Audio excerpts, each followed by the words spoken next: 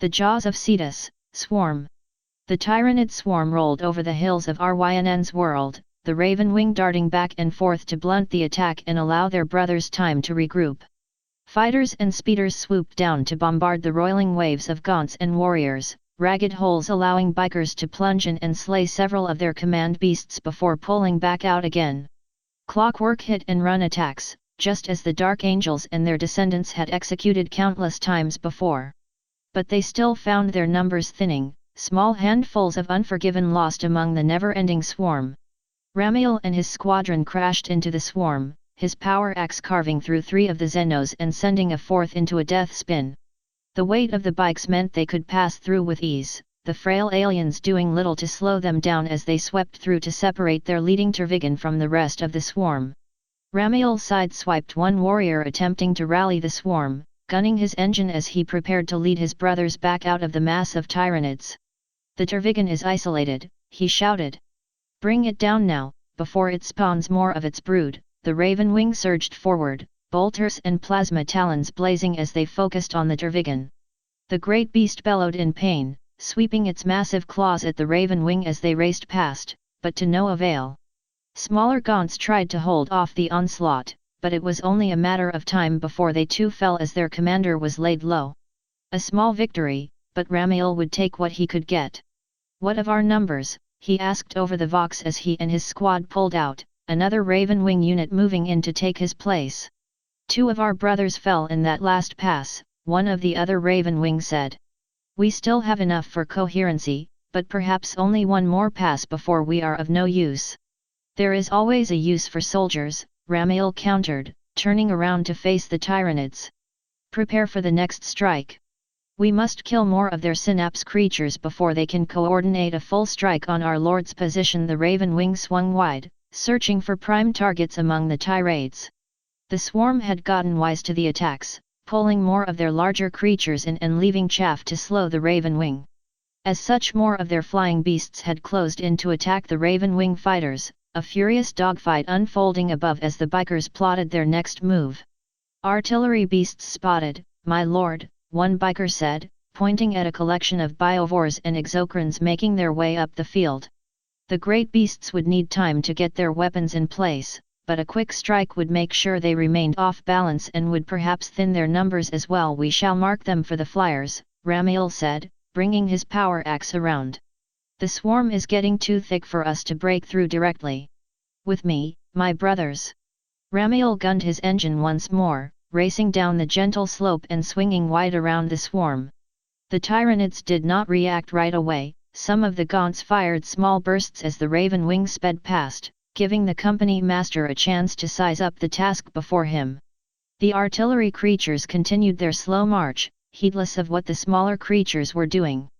Some of the lesser tyrannids had parted, either from their alien instincts or concentrated fire from passing land speeders, but it did provide an opening for the Raven Wing as they adjusted their angles. A trap, most likely, but to leave the larger tyrannids untouched would be a greater failure. Ramiel and his fellows plunged into the tyrannids, crushing several as they drove towards the artillery beasts. He kept his axe up, using the bike's weight and speed as a weapon against the lesser creatures, Itcher and Broken Chitin flecking his armor as he barreled forward. His first target, a biovore, had little time to turn towards him before he was upon it, his axe swinging down towards its head. A wet crunch, and the decapitated monstrosity was left to flail about as the company master blitzed through the Xenos lines. His fellows were quick to work, chainswords and combat blades flashing out to carve a bloody swath through the hordes of Cetus.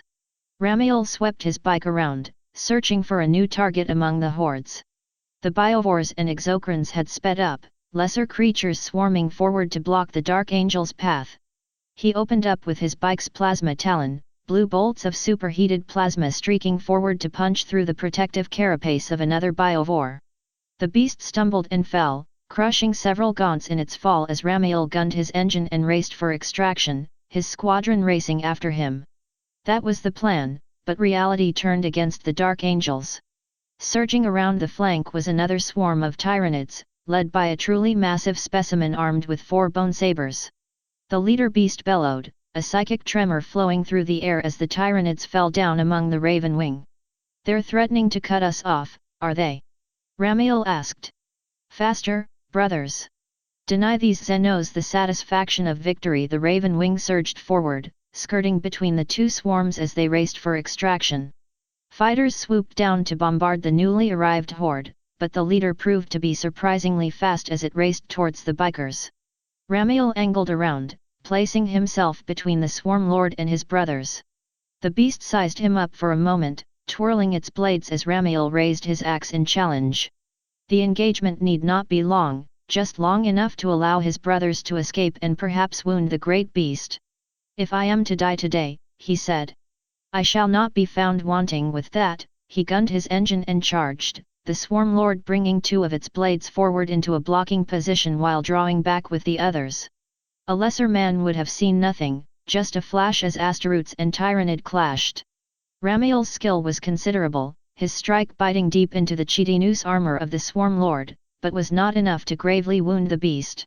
The swarm lord's retaliation was quick and decisive, the first bone saber taking off Ramiel's arm and head while the second bisected the bike lengthwise, the vehicle exploding soon after as the swarm lord marched onward, eager to reap a greater harvest upon the humans that dared oppose it. All that remained in its path was one more predator.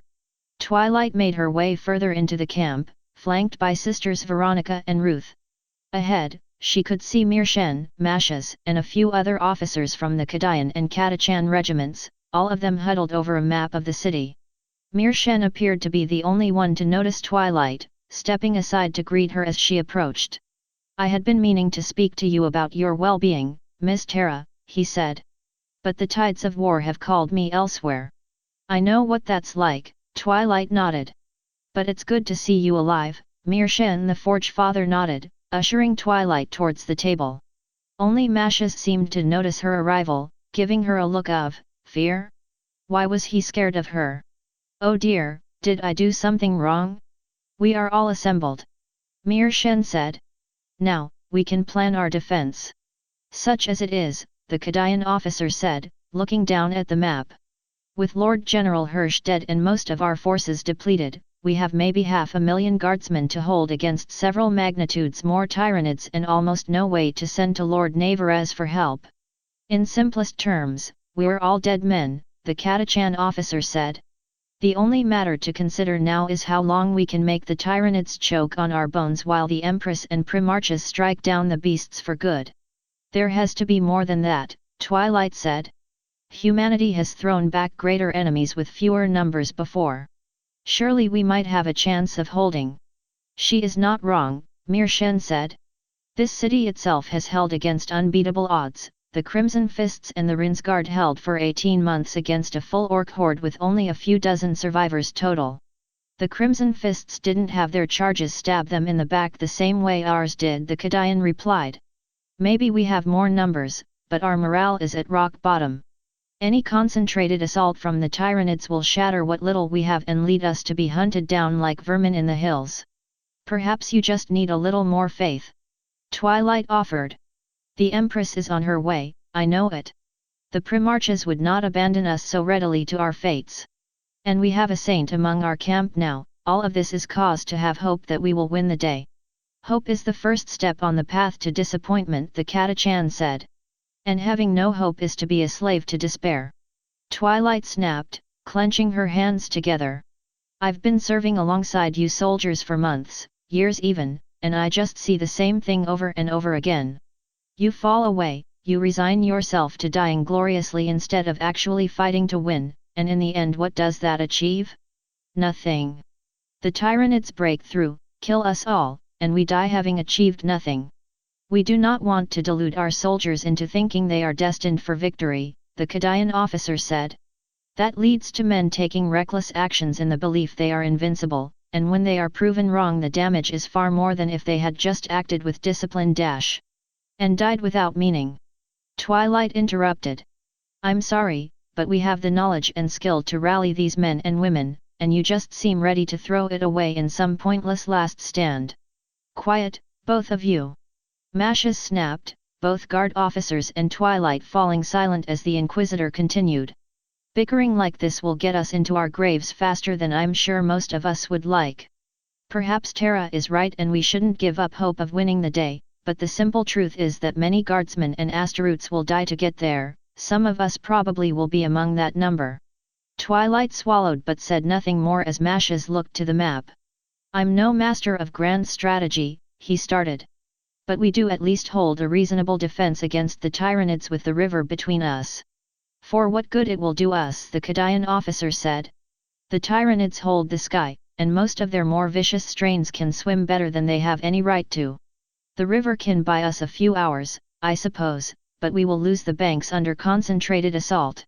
If we have spare promethium we can possibly set the river alight, Mir Shen offered. It is a temporary solution, but it might yet buy us some time. It's not like our tanks are going to be doing any extensive maneuvers against the Tyranids here, the Katachan officer muttered. I'll see what we can do.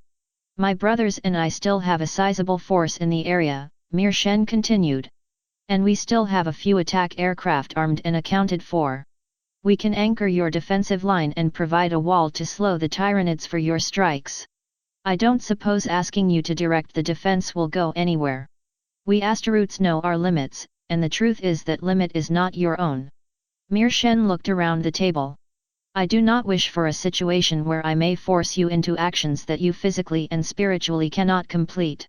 I doubt it will come to that, but that the possibility is there. How can I help? Twilight asked. The guard officers regarded her for a moment, Mashes looking away while Mir Shen studied the map. Didn't Lord Hirsch have you working on some kind of retreat for the civilians if the need arose? The Kadayan asked. Yes. Twilight said. I'm pretty sure all my notes have been destroyed, but I can work up a new plan to make sure the defense of the river lasts as long as possible. She looked at the map. You'll probably want your heaviest defenses moved towards the central spire, to start. That island can be used as a good staging point for a large-scale assault across the river and save the Tyranids time they'd waste on trying a direct ford at another point. Maybe a few squads to hold it in case the Tyranids try a crossing there. Out of the question, the Kadayan said. Several of my men crossed the river at the spire. All of them reported disturbances. Tyranid influence, perhaps? Mir Shen asked. The spire is where I checked for Genestealer influence when we first arrived, Mashes said. It's a prime location, given its position and the vantage it gives over the city, but I found no sign of cultist activity on that island. It isn't alien. The Kadayan officer said quickly. The soldiers described it like standing and looking up at the gate for longer than was necessary. The others fell silent, Twilight looking back and forth between them all. All save Mir Shen had shifted back to a state of fear, though this seemed more primal than merely fighting the Tyranids. What's the gate? She asked. The Kadayan gate, the only calm space between the Imperium and the Eye of Terror, Mir Shen said. I saw it once when I was but a neophyte of the Salamanders. The transition from reality to chaos is unsettling. He looked to the guard officers. If there is a stronger warp presence there it could deter the Tyranids as well. Or draw them further in, given how those abominations cancel out the warp, the Kadayan countered. Either way, I don't want anything to do with that spire. I'd raise it if we didn't have a limited number of basilisks, but we have to prepare for a fight there nonetheless. It is the narrowest point of the river, Twilight said. Okay, I think I've got it. Give me a few minutes to write up a plan and then you can send out your orders. I'll be there to assist Mir Shen with the defense and help in case anything starts to go wrong. Actually, Terra, Mashes said. I think it would be best if you stay out of this fight for as long as possible. Twilight looked up at Mashes, one eyebrow raised. The Inquisitor was as stern as ever when it came to discussing tactics, but his gaze was cold. Far too cold for him. It was like Marcos had somehow come back from the dead and replaced Mashes. I can take care of myself, Mashes, Twilight started. I'm not the scared girl I was on Caesarea, and I can't correct everything from the relative safety of a command post like this. Things just happen way too fast when it comes to Tyranids. And in any other situation I would agree, but this is different. Things will go wrong, and the last thing we need is for you to. Mashes appeared to choke on his words. The last thing we need is for you to get swept away in the swarm. That'd destroy whatever morale these men and women still had in an instant. Mashes, what's wrong? She asked, stepping around the table towards him. You haven't worried about me like this since Caesarea. Why the sudden concern? Mashes looked first to Mirshen, then back to Tara. Twilight fought the urge to chew her lip as she waited for Mashes to speak, dozens of bad permutations running in her mind. Can we talk about this later? He asked. It really isn't anything that needs to be mentioned here. Twilight frowned, but at least some of the tension went away. If you say so, Mashes, she said, backing away. But I am going to fight with the others, and I don't want to sound too rude, but there isn't too much you can do to stop me. Mashes remained stern, his gaze growing colder still, but at least he gave a nod of agreement.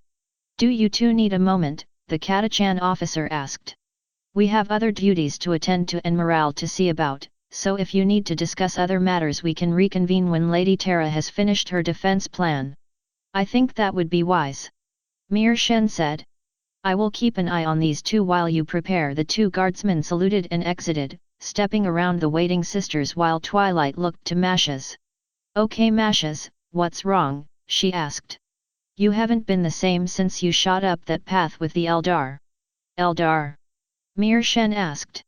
I did not know there were Eldar here. How else would we have gotten back from the spaceport? Mashes said, moving around to put the table between him and Twilight. But they seemed to be on our side, for the most part. You saw something on that path, Mashes, something about me I think. Her gaze softened. Was it something I did? Please, tell me and we can work it out. Tara, Mashes looked between her and Mirshen. This really isn't the time to be discussing these things. Perhaps when the Empress arrives, then we can talk this over.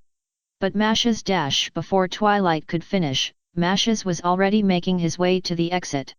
Mashes, wait, please, she stepped up to stop him before a green hand rested on her shoulder. Best to let him go, Miss Tara, Mirshen said. Sometimes it is best not to press against such sore wounds, but allow them to heal at their own pace. Twilight bit back a reply, watching as Mashes disappeared among the guard. Finally she sighed, her shoulders sagging before she spoke. I've dealt with people hiding things from me before, she started. Only now that it's something I might have caused, I want a chance to make amends, but he's not giving me that chance. You are a wise young woman, Miss Tara.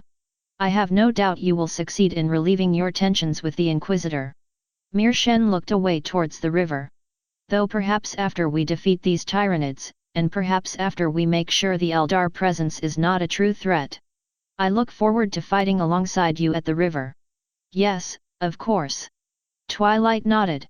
Though, I'd rather we had some time of peace, really. It feels like I've been shuffled from one war zone to the next without much chance for rest.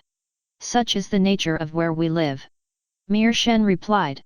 Though I too would welcome a chance of peace.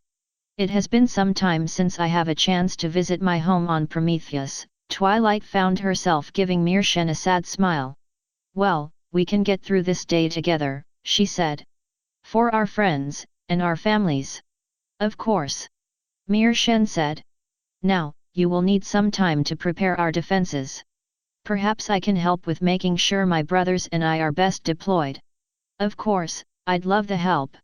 The Sanguinium martyrs had withdrawn to the Umbra of Ryn's world for repairs, leaving the heaviest of the fighting to the Dark Angels as they did their best to keep the space around the planet secure. The inquisitorial cruiser hung quietly in space, small service craft and repair ships flitting about as they patched up rents in armor, dismantled gun batteries, and shield generators. Most systems had been powered down, making the ship all but invisible to the naked eye as it drifted. In the center of it all, Angelique slumbered. She lay on her back, restrained by several heavy belts tied across her bed. A psychic dampener had been clamped around her head, calibrated at higher than normal levels to make sure her powers did not go haywire with the Hive fleet so close. 2 sentry guns and a squad of stormtroopers were her only companions, the soldiers watching carefully for any signs of danger coming from the psyker. Still, Angelique slumbered. And dreamt. She saw a black field, scorched from countless fires and the might of the sun. The light stood among the field, drawing power to itself as it stood against the darkness. The darkness had a name, a fell name. Angelique could only grasp it, but doing so left the taste of sulfur within her mind. She saw them all, a million minds screeching into the black, eager to devour the lion and the mare. Their claws were blunted, and the drake would awake from the ash, the path of the sun bloodied by the life of good and evil men. She saw the betrayed, falling down within the darkness, teeth closing as it was given flesh. The darkness name was a fell name, and it smote the light and the million minds for the mare to step forward. The mare had a flower clutched in her teeth, its petals stained with blood, and the pillar collapsed around the eye and snow. The darkness had a name. And in that moment, it looked into Angelique. And, she mumbled, rolling her head back and forth. One of the soldiers spotted this, reaching for his lasgun as he rose from his spot. The psyker said something, he said. She might be waking up. We may have to drug her again, the sergeant said. The last thing we need is for her to freak out and draw the Tyranids to us.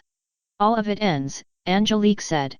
The darkness rises from the pit to make war against the light, and the mare shall strike the dragon. Call a medici, the sergeant said. We need her to quiet down now. Angelique moaned, rolling her head back and forth again. The darkness spoke, a fell word Angelique could not speak, and the children of the dragon rose to the mare. The drake and the serpent fought while the sun slumbered, an eye closed while the mare stepped into the light. The word was spoken, and Angelique screamed. Dawn. Crimson sunlight cut across the waters of the river Rynn, turning the water to the color of blood. The imperial soldiers had taken their positions, a solid line of green standing before them as the salamanders readied themselves for the battle to come. Tanks and heavy guns watched the far bank, tracking the growing swarm of Tyranids as they amassed for a crossing.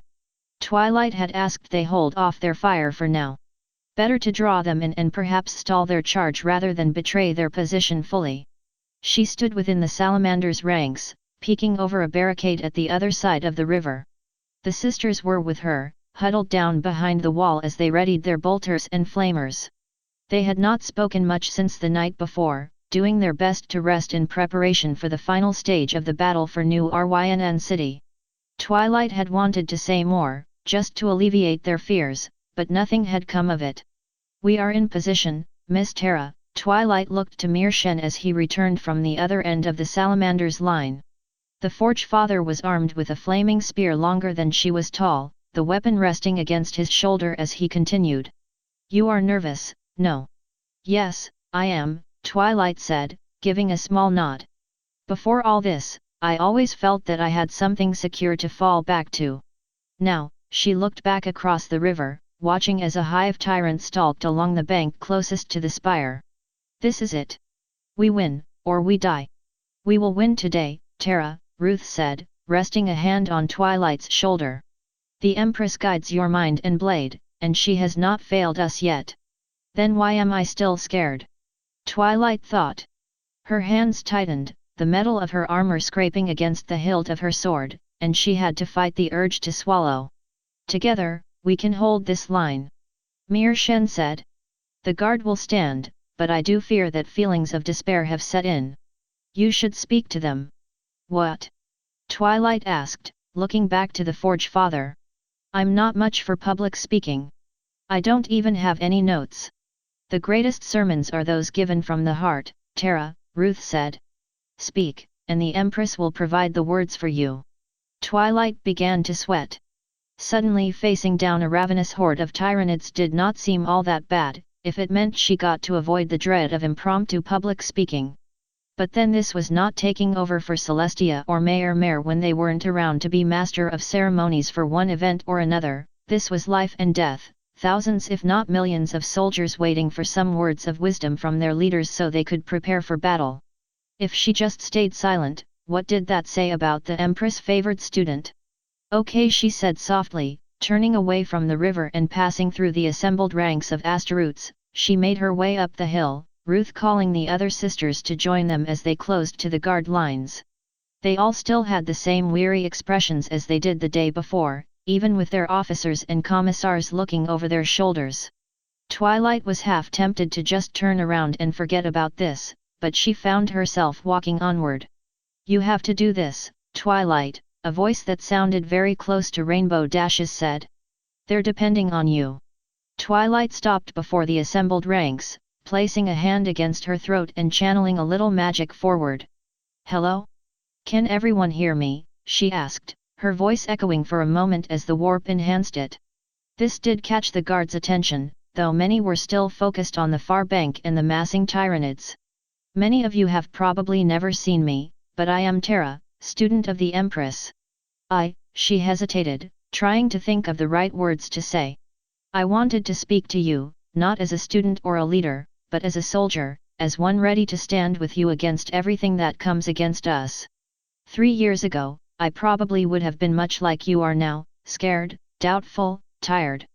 We stand against a great enemy today, and with all that we've been through there's good reason to have some doubts. She heard a murmur of conversation behind her followed by a metallic clang, but decided to push on regardless. But though all that, through the loss and misfortune, I have never lost hope. Twilight found her hand falling to her sword, closing around the hilt as she continued. For I have seen a greater power than anything these bugs can bring against us. I have seen a light that burns within the hearts of every man and woman that stands here today, and still smolders within your souls. This did catch some of the guardsmen's attention, a number of them pulling themselves up straighter as she continued.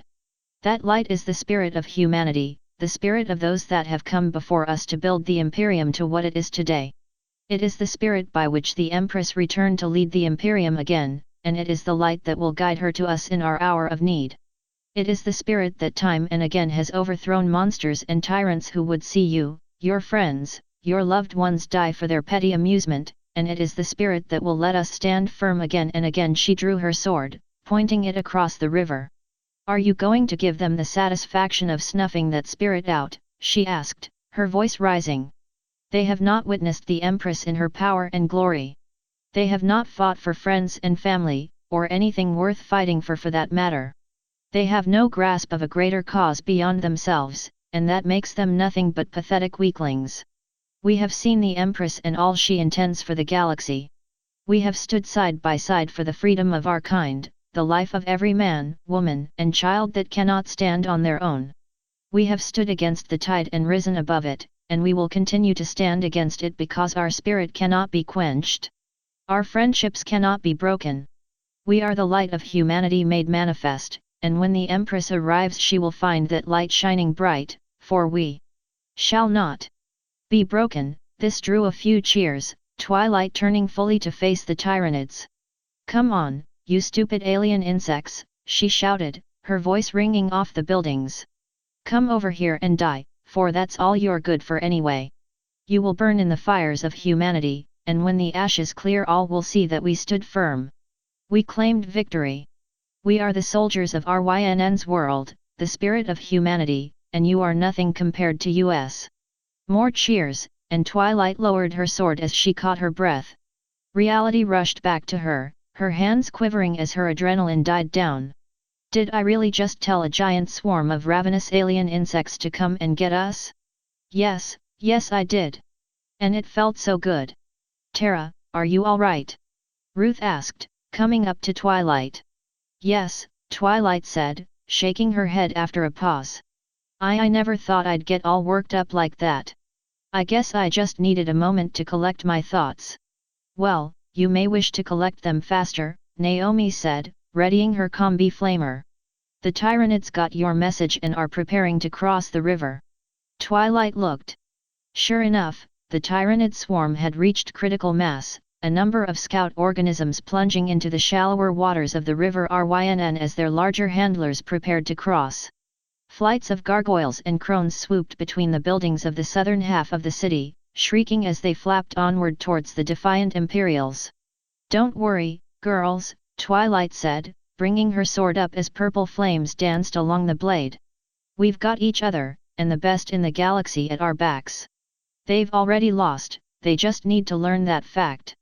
The Imperials had braced themselves along a string of hills, Johnson and his Dark Angels taking the center while other Space Marine chapters and the remaining Loyal Guard regiments anchored the flanks. The swarm struck from all sides, a great tide of creatures crashing against the Unforgiven while swifter elements fell in among the rest of the defenders.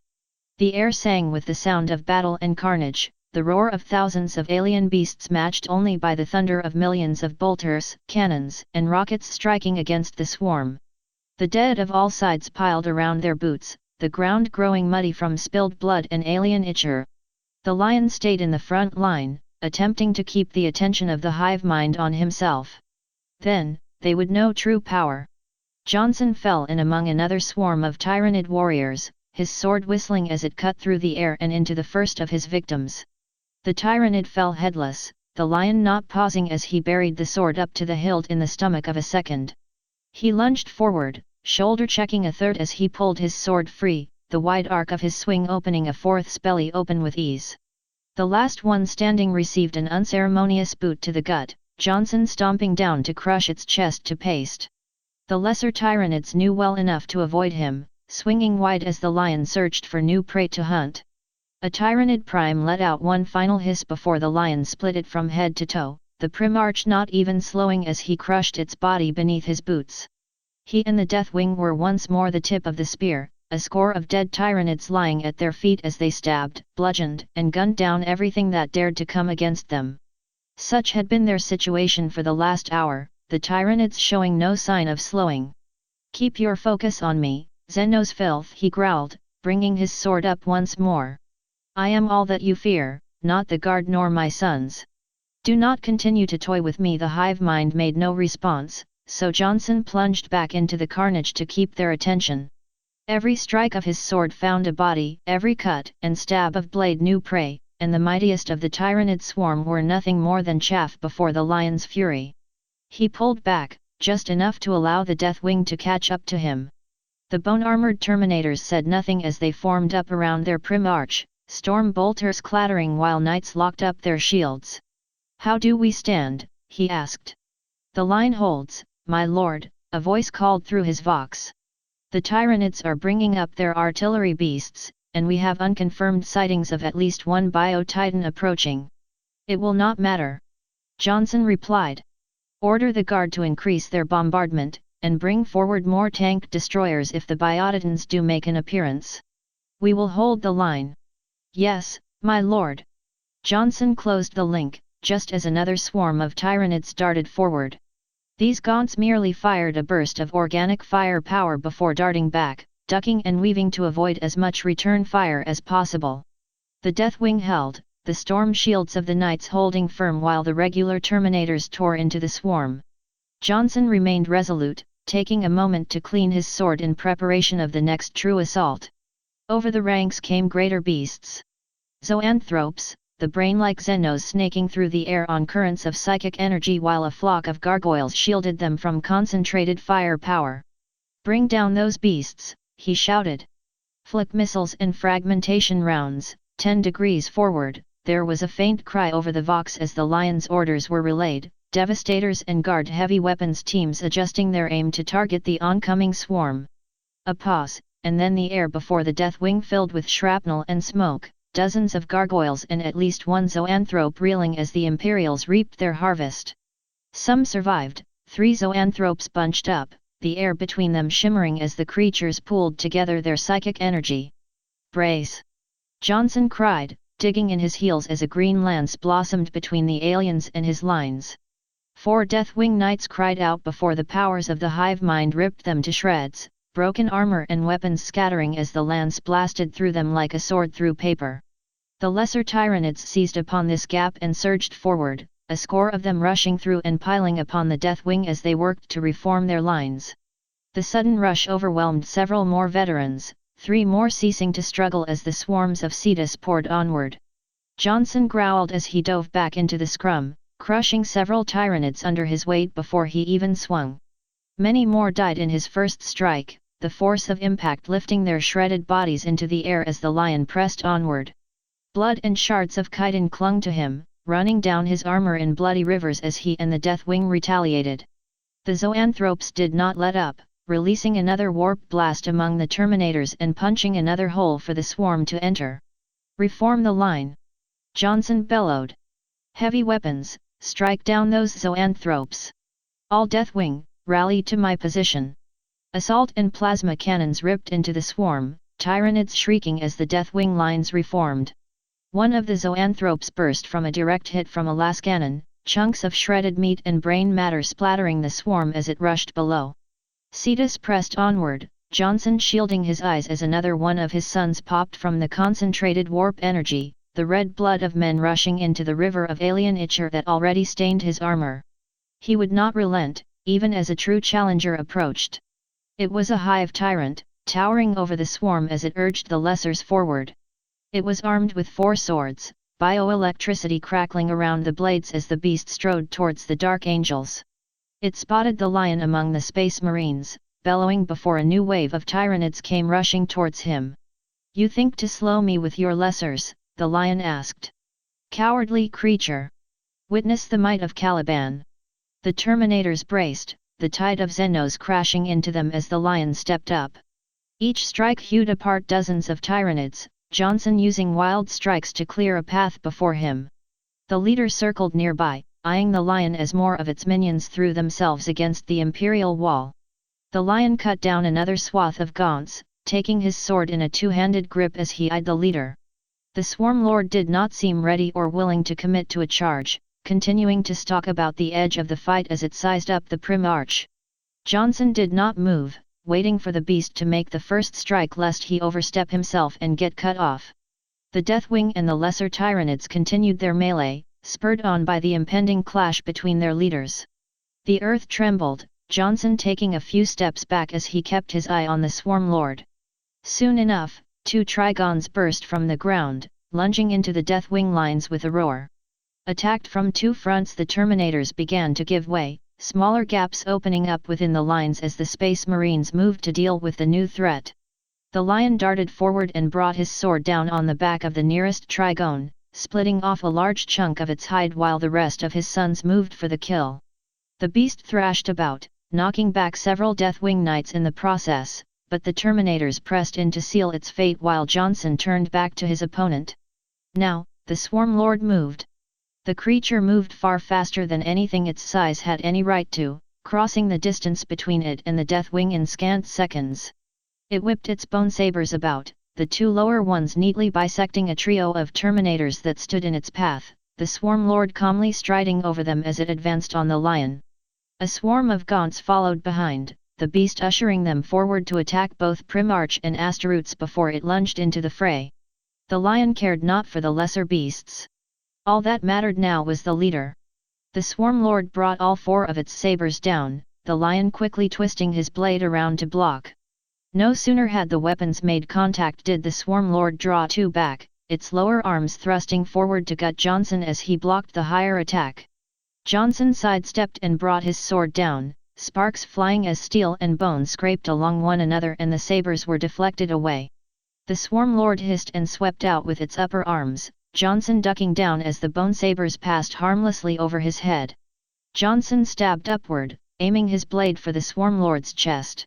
The beast swatted the blade with contemptuous ease, smacking the flats of 2 of its weapons into the lion's side. Johnson stumbled to the right, sweeping his sword down to redirect another duo of stabs before jumping back to dodge another set of strikes from the right. He drew back before chopping towards the beast's head, but 2 sabers were enough to catch his blade and leave him open to attack. Again the lion dodged left, one bone saber scraping across his armor from a near miss. He dragged his sword along, the Swarm Lord roaring as the blade tore a gash through chitin and muscle. Instead of trying to strike with its swords, this time the Swarm Lord merely charged forward, using its massive bulk to barrel over the lion and try to trample him to death. He ducked away again, rolling across the ground as he tried to recover some stability, his sword deflecting the Tyranid's tail as it whipped out towards his head. Johnson got back to his feet, just as 2 bone sabers came down towards his head. He brought his sword up, the Swarm Lord's weapons scraping against the blade before Johnson shifted and lunged again. The Swarm Lord blocked the strike with its remaining 2 arms, but it gave Johnson enough time to draw back and bring his weapon into a defensive position. The Swarm Lord drew back as well, taking a more open stance as if to bait the lion into a charge. The air around the Swarm Lord crackled, psychic energy radiating off the beast before a bolt shot out towards Johnson. He dodged, the warp blast shearing off a piece of his right paw drawn before exploding among the mass of space marines and tyranids beyond. Johnson rushed around to the right, hoping to keep the Swarm Lord moving and hamper its aim with any further warp powers. The Swarm Lord twisted around as the lion charged forward, two of its sabers blocking another chop while green lightning arced down towards the Prim Arch. Fortunately, it merely skipped across his armor rather than penetrating deeper, but it was enough of a shock to force the Prim Arch back. Johnson took a few steps back, keeping his sword in front of him as he and the Swarm Lord circled. The Tyranid growled and darted forward, lunging with its lower arms while keeping the upper arms ready for blocking and countering potential attacks. Johnson spun his sword, deflecting the two lower swords before slamming the hilt of his weapon into the beast's chest. A crunch of chitin told him his strike had found purchase, more to annoy the beast than anything. The Tyranid brought its upper sabers down, the lion slipping out from under the strike before raking his blade across the Swarm Lord's side once more. The Tyranid monster bellowed, whipping around as Johnson pressed the attack. His sword came down on the Swarm Lord's upper right shoulder, sinking deep into flesh and chitin. The Swarm Lord thrashed about, Johnson wrenching his sword about in an effort to sever this arm from his opponent. Doing so left him exposed, and he grimaced as a bone saber stabbed into his leg. Finally something gave way and his sword was freed, the Swarm Lord's arm following soon after. The Swarm Lord bellowed again, whipping Johnson in the stomach with its tail in its rage. He stumbled back, his legs trembling as his body worked to patch the wounds he had taken from the monster's weapons. With one arm missing, the Swarm Lord took a defensive stance, its two lower arms held in front while the third remained back. Johnson brought his sword up, aiming towards the beast's chest once again, waiting for the opportune moment to strike. The Swarm Lord struck first, sweeping its remaining upper arm while keeping the lower blades in defense.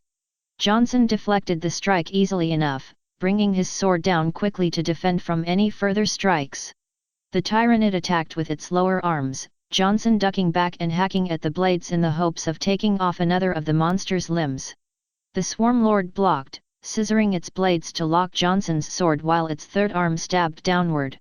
Johnson had no time to free his blade, twisting his body to dodge the strike as best he could. He failed, the Tyranid's saber slashing down his back and rending his armor open. Warm blood poured down his back. He sank down to his knees once he freed his sword, keeping the blade as high as possible as the Swarm Lord loomed over him. "You will not break me, monster!" Johnson growled, wiping away a small trickle of blood from his mouth as he pulled himself upright again. "The heresy, my brother's betrayal, Caliban, I have weathered them all. You shall not break me this day." The Swarm Lord sneered, readying its swords as the lion drew his weapon back. With a roar, Primarch and Tyranid charged, bringing their weapons down towards their opponent's head. Mashes did not flinch as the Leman Russ next to him fired, the battle cannon thundering as it launched a high-explosive shell downrange. The shell detonated against the carapace of an advancing hive tyrant, the beast bellowing as the strike sent it tumbling into the river. The loss of the synapse creature briefly slowed the swarm, long enough for a second shell and a barrage of heavy bolter shells to reap a terrible toll. Still the swarm pressed on. With no fortification to guard the spire, the Tyranids had taken the island rather easily and were now working to gain a stable foothold on the far bank. Autocannons, bolters, battle cannons, and multilasers were not enough to fully stop Cetus, even as hundreds of Tyranids fell dead into the river, the water already stained greenish-blue from their blood. The salamanders, of course, were taking the brunt of the strike. The Asteroutes did not hold back, pouring burning promethium and bolter fire into the swirling mass of Xenos. Smoke rose from the river as burning husks were cast downstream, though the waves of Tyranids continued to draw closer and closer to the human lines. Currently, Mashes could see Mirshen and his chosen veterans engaged in a vicious melee with a squad of Tyranid warriors that had made the crossing, the Forge Father holding a trio of the monsters at bay while his comrades pulled a wounded brother to safety. And among the mass of green and black that was the salamanders, Mashes could see Twilight. She shielded the sisters from the worst of the fighting, her hand held high to project a magical dome over herself and a number of other defenders. She herself was already bloodied from the battle, her chest and arms splashed with Tyranid blood. Yet she held fast, channeling her power forward despite the overwhelming Tyrannid presence, even smiling as Ruth sang a battle hymn over the din. She is a Xenos, a voice whispered in Masha's mind.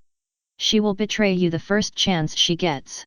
Masha's watched Twilight as she battled. She moved with the same jerky movements of any mortal, her hand unwavering as she held up the barrier even as a Tyrannid prime tore into it with its rending claws. She merely brought her sword around, purple flames following after her in a curtain. She is a Xenos, she will betray you the first chance she gets. Orders, my lord? Nikolai asked from behind Masha's. So busy had he been trying to coordinate the forces and make sure no infiltrators had snuck in, he had yet to properly deploy himself for the battle. Too late for that, I suppose. We'll move up to support the salamanders, Masha said, drawing his bolt pistol before starting towards the line. Focus fire on the larger beasts and leave the swarms to the Astaroths. Yes, my lord. The Valhallans readied their melta-guns, falling in step behind Masha's as he made his way through the lines. Nearby spore mines launched by unseen biovores detonated, bathing unlucky guardsmen in a cloud of noxious gases. Masha's had to press on, heedless of the screams and choked gasps of dying men and women, his focus on the advancing wave of Tyrannids and the Astaroths holding them at bay, and the Xenos maiden leading the battle. She will betray you the first chance she gets. The gap Masha's found formed when a salamander took a glob of bioplasma to the chest. The marine staggered back, clawing at melting ceramite as if flicking the stuff away would do any better. Before the shot could burn through for a kill, Sister Rebecca ducked through the melee, resting a hand against the wound. Do not worry, my lord, she said. I don't really know what I'm doing, but this still seems to work. How is he not supposed to worry if you lead in? Masha's thoughts died as he watched a golden glow race down the sister's arm, twisting among the damaged ceramite before pulling back out. The armor was still scarred, but the Astaroths himself was totally unharmed. Thank you, little sister, the salamander said. I shall remember your kindness in years to come. Rebecca blushed, helping the space marine back to his feet and handing him his bolter. As the Astaroths returned to the fighting, Rebecca spotted Masha's. Oh, Lord Masha's! Rebecca said, blushing again. I did not know you would come to help us. Masha's hesitated. Of course. I'm no coward to let you all take the worst of the fighting. Masha's readied his pistol. Lead the way. Rebecca nodded and turned back towards the river, unslinging her bolter as she, Masha's, and the Valhallans made their way to the barricade. The riverbank was filled with Tyrannids, living and dead. Thousands of Gaunts swarmed over the walls, using their fallen brethren for stable footing as they slammed into the salamanders. Great gouts of red and white fire poured into the swarm, roasting the Xenos as they made their mad dash up to the space marines. Mirshen and his command squad remained outside, the Forge Father sweeping his own flamer across the lines as he retrieved the spear of Fukin from the skull of a dead Tervigan. The sisters had centered around Twilight, pouring fire down the bank while she herself continued to duel the Tyrannid Prime.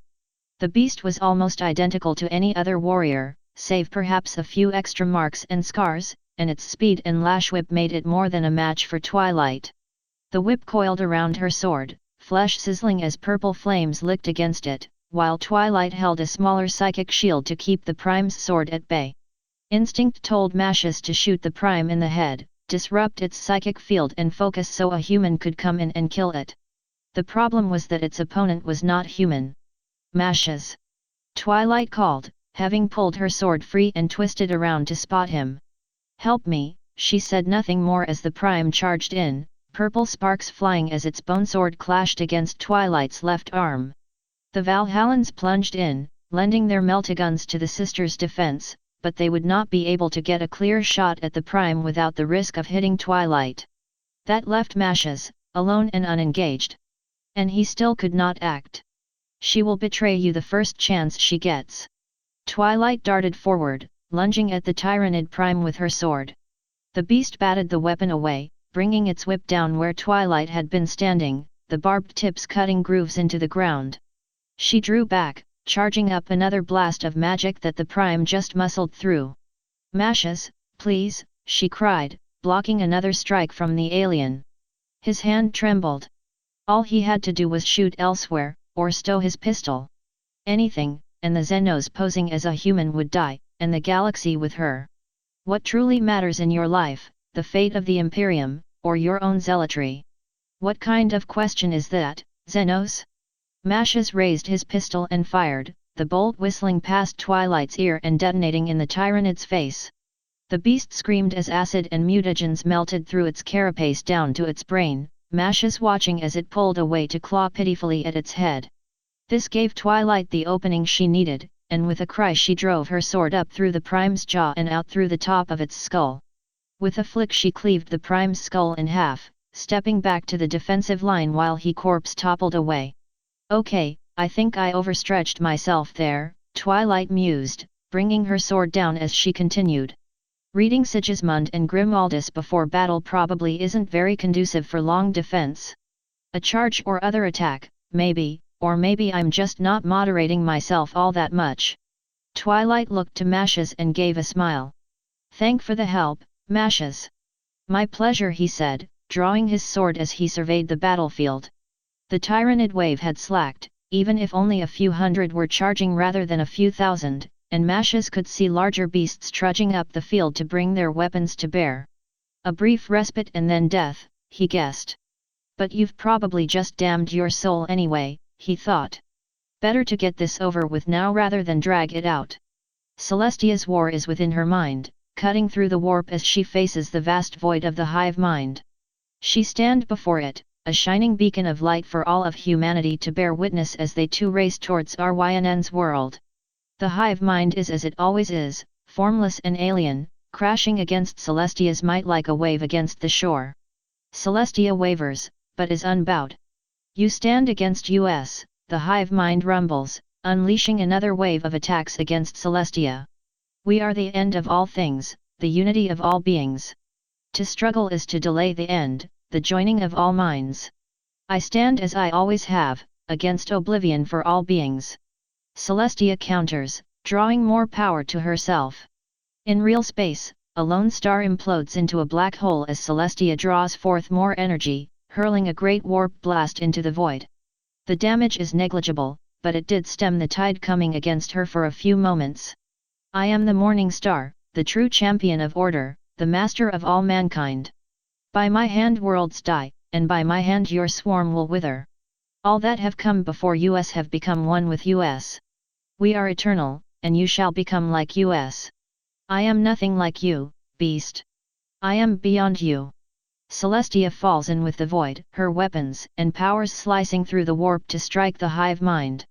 The Astronomicon, a distant beacon in the void, shudders under the might of her strike, a shriek following soon after as the hive mind draws away. Celestia is not unscarred in her withdrawal, deep gashes forming along the armor of her soul, but it is more than enough to send her message.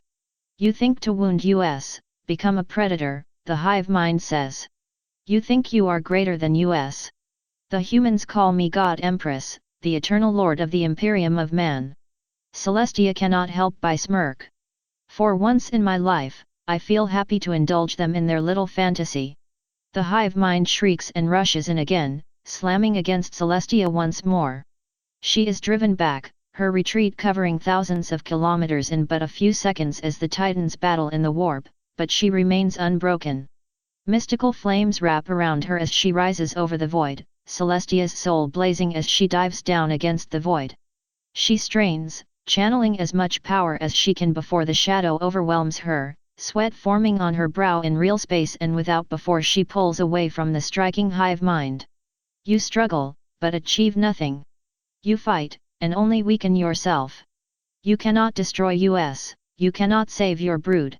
We will devour all, and you will understand. I am no stranger to futile struggles, alien, Celestia says. Being so weak-minded as you are, you would not understand all that has made me what I am. If you intend to beat me into submission, you will have to try harder than a few choice words and some cheap magic tricks. Struggling delays the truth. All has been devoured, and all will be devoured. You cannot escape us, you cannot fight. I have fought greater beings than you before, all of which have vowed my destruction. Yet here I am.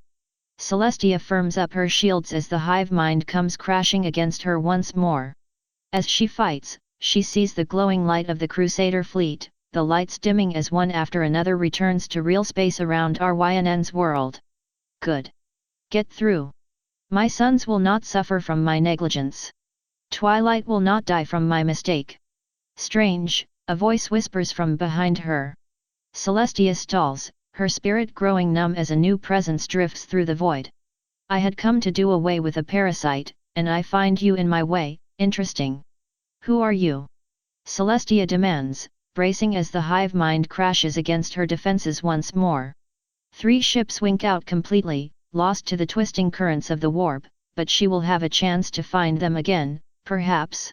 That is a question you need not answer, the voice said. But as I said, you're in my way. Move. A surge flared the Astronomicon, and Celestia screamed. Twilight staggered back, a poison barb jutting out of a weak spot in her armor. It did not penetrate deep, but she could see small rivers of blood pouring from the break in her defense. Naomi reached out to steady her, easing Twilight back as Rebecca rushed over to her. How bad is it? The sister superior asked. It really hurts, Twilight whimpered, taking a few deep breaths to calm herself as Rebecca snapped off as much of the barb as she could. Don't worry, Tara, Rebecca said, resting her golden-clad arm on the wound. I think I'm getting a good idea of how this element of harmony works. Twilight watched as Rebecca closed her eyes, and soon a golden glow enveloped the sister's hand and Twilight's abdomen. It dissipated after a few seconds, the wound healed and all of Twilight's blood cleaned away. So, do you have to think about something to make it happen, or does it just happen? Twilight asked as the sisters helped her back to her feet. The elements seem to be working a bit differently, so any information you can give me would be down. Twilight yelped as Naomi tackled her back to the ground, a blast from a biocannon passing through the air where she had been standing before gutting the 3 ranks of soldiers behind her. Focus, Tara. We still have a battle to fight, and all the time in the world to figure out the artifact later. Yes ma'am. Twilight blurted, getting back to her feet and raising her shield as another salvo of biocannon fire hurtled towards the defense. The Tyranids had brought up some of their bigger creatures, not full bio-titans but close enough, their heavier guns ripping through guardsmen, asteroids, and tanks with contemptuous ease. What few Lehman Russes were not burning hulks returned fire, cannons, and las fire streaking through the air and pummeling the advancing Tyranids. The swarm kept coming. No matter how Twilight tried to view the issue, the Imperials were losing. I'm out, Veronica called, dropping back down into the trench and ejecting the latest spent clip from her bolter. Does anyone have more ammunition? Take mine, Rebecca pulled her ammunition pack free and tossing it to her sister. I've been doing so much healing I haven't had a turn at the wall. I doubt you'll get a turn the way these monsters are coming. Veronica reloaded and popped back over the barricade, her bolter roaring as she fired back down the river bank. She was joined soon after by Ruth, the new arrival all too eager to vent her fury at the aliens. The Empress is my shield, and I shall know no fear. Ruth bellowed as she fired into the Tyranids. Fear is the enemy of the living, for it is by fear that cowards spawn to dishearten defenders and soldiers. The Empress is my rock, and master of all. Her shield is truth, and her blade is righteousness. By her will, I shall tread broken glass barefoot, for her light guides my every step. Now die, you spawns of hell. The Empress' wrath is upon you, and you shall be burned in the fires of her hate. She ducked back down as a flurry of devourer worms splattered against the barricade, bits of Tyranid flesh raining down on the sisters. It would be like the Xenos to object to her will. At least Fredericks made so many new friends. Judith chirped, undoing her helmet to dislodge a troublesome flesh-borer beetle from the mouthpiece. But he's kind of losing his voice. I need to find more Promethium if we're going to hold out longer. We'll keep the defense clear for when you return. Naomi replied. Go, now. Judith nodded, clamping her helmet to her belt before moving through the lines in search of more ammunition. Hopefully she finds more fuel before we are overrun. We can hold, Twilight said. The phrase sounded hollow even as it left her mouth, but she pressed on regardless.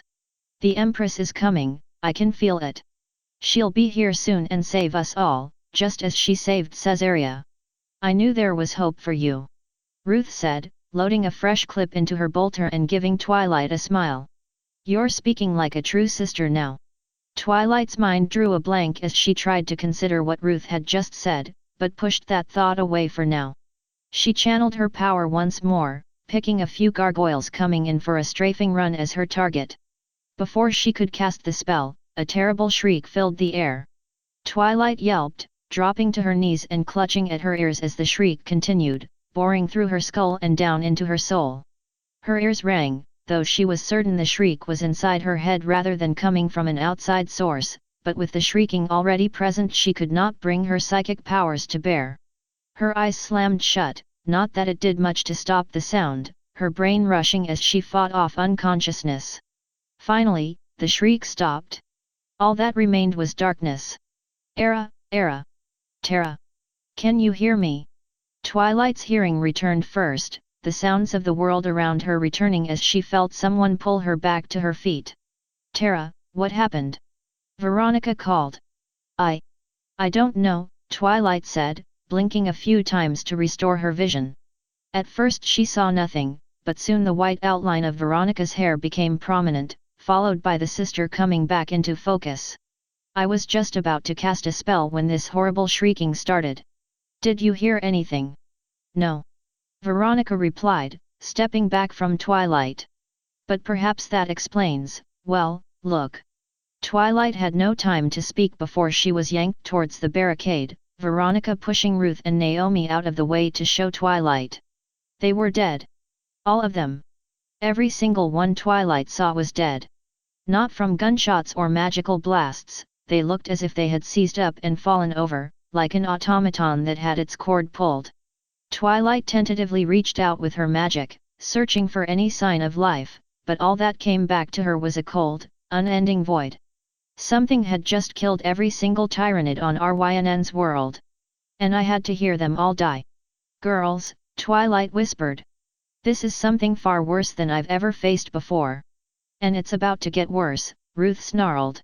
There's something on the other side of the river. Twilight looked to where Ruth was pointing. Standing calmly on the far bank of the river was a man. A monster. He stood as tall as Celestia, perhaps taller given the horns sprouting from his flame-covered head. His armor was a deep crimson lined with silver, the edges sharpened to create a variety of blades and horns. In his right hand he carried a great spiked mace, in his left a large book adorned with a single black mark. The shadows clung to him like a cape, twisting about to form shapes and patterns resembling 1,000 screaming faces, all of them fixating on Twilight. Staring at him was like staring into the sun, Twilight shying away to avoid making full contact with the complete wrongness that was the man. Slaves of the Imperium! He shouted, his voice carrying over the water with ease. The hive mind is dead, slain by the dark god ascendant. Hear now the truth of chaos, and the death of your empire of lies.